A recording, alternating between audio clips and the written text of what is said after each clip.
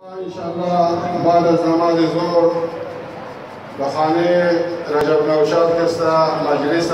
ماتم عزاداری نظر نیاز مثل سالهای گذشته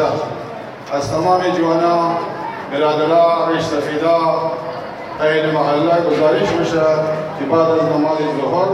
به خانه رجب نوشاد تشریف آورده ثواب داره حاصل نمود. بر حبیب خدا خاتم انبیا محمد صلوات.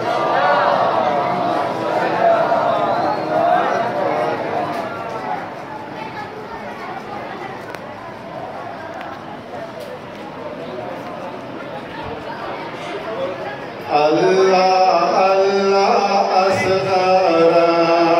تشنبوا أصغر الله الله أصغر تشنبوا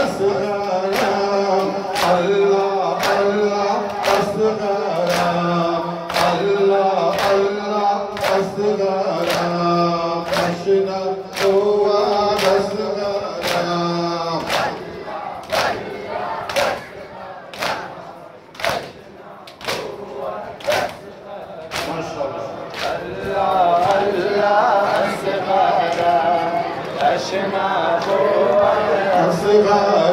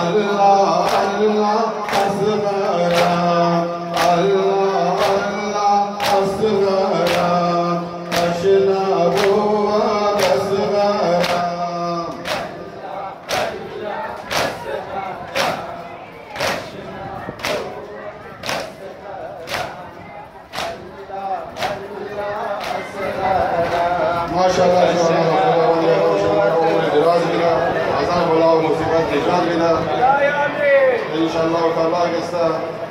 عمر شوف عمر الفجر عليه السلام جورجينا والمحمد وعلى بيت محمد صلوات